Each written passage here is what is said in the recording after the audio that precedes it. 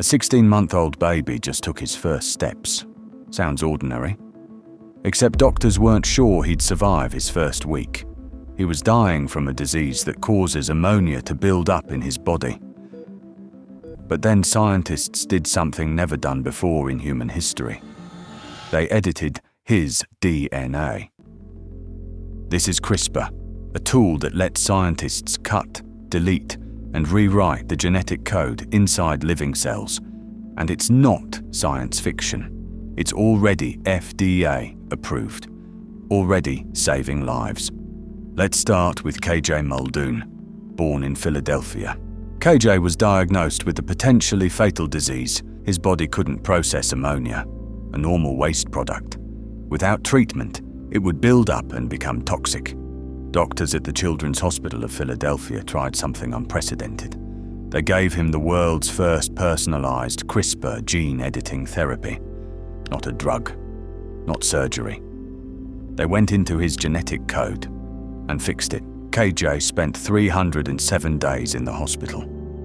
But then, he went home. But KJ's story is just the beginning, because scientists aren't just fixing diseases we have today.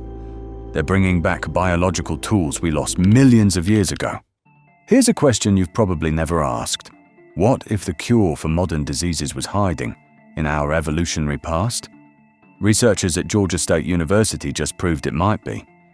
20 to 29 million years ago, our ancestors carried a gene for an enzyme called uricase. This enzyme broke down uric acid, a normal waste product in our metabolism. But somewhere along the way, we lost it.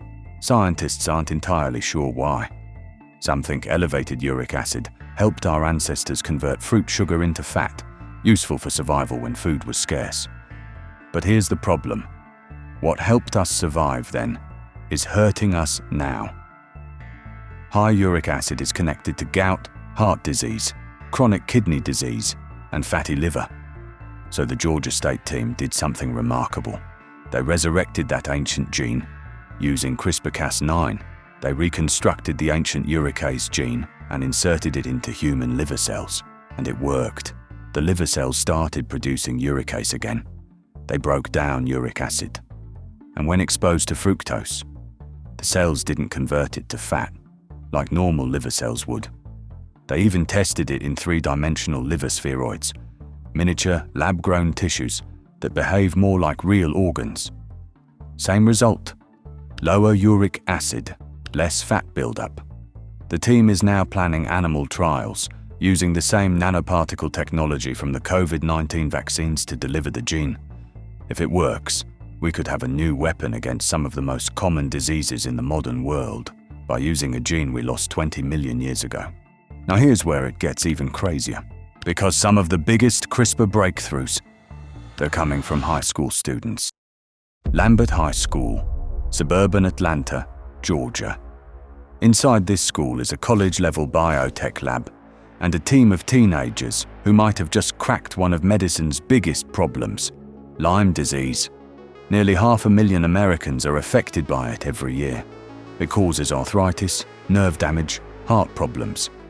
And here's the real issue. Current tests can take up to 2 weeks to detect it, by which point treatment is much harder, so these high schoolers decided to fix it. Using CRISPR, the Lambert team developed a new detection method. They targeted specific DNA strands where a Lyme protein hides. Then they used CRISPR to snip away extra genetic material, exposing the protein. The result? A simple strip test, like a COVID or pregnancy test, that could detect Lyme as early as 2 days after infection, not 2 weeks. But they didn't stop there.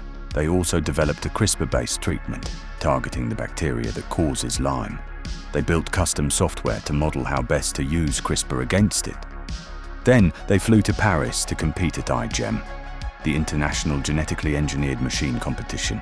More than 400 teams, high schoolers and college students from around the world. Experts who reviewed their work said it could be a major scientific breakthrough, and it's applicable beyond Lyme to anything detectable in blood. The Lambert team finished in the global top 10. They won Best Software Tool, high school students using CRISPR. potentially solving a problem that stumped adult scientists for decades. But what about the biggest disease of all? What about cancer? CRISPR is already being used in cancer treatment.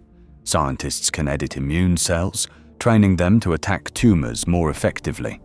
They're developing off-the-shelf, gene-edited T-cell therapies. Trials are running right now for leukemia and other cancers. But here's something most people don't know. The medications you're already taking might affect how well CRISPR works.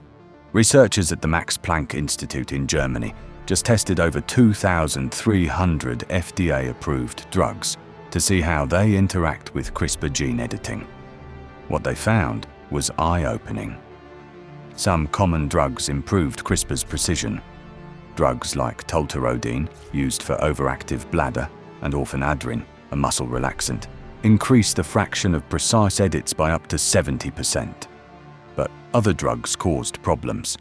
A cardiac drug called ouabine distorted gene editing and was toxic to edited cells.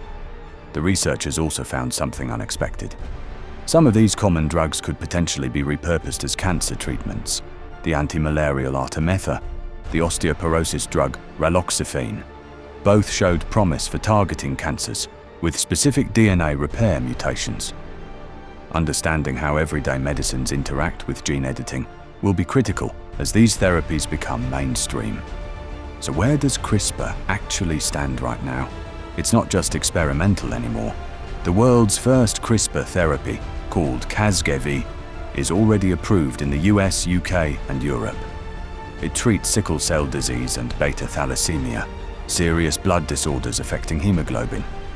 The therapy works by reactivating a gene for fetal hemoglobin. This is a form of hemoglobin our bodies produce before birth, then switch off. CRISPR turns it back on. One treatment, potentially curative. Scientists are now targeting other conditions: hemophilia, muscular dystrophy, Huntington's disease, even HIV. The FDA recently cleared trials for hemophilia B, where CRISPR inserts a working copy of the clotting gene. Research is advancing on Duchenne muscular dystrophy. Scientists are testing ways to make CRISPR safer for brain conditions like Huntington's. Here's what's really happening. For most of human history, your genetic code was your destiny. Born with a disease-causing mutation, you lived with it, or you didn't live at all. CRISPR changes that equation. A baby in Philadelphia got his DNA rewritten and took his first steps this month. High school students built a better Lyme test than professional labs. Scientists resurrected a 20-million-year-old gene that could treat modern diseases.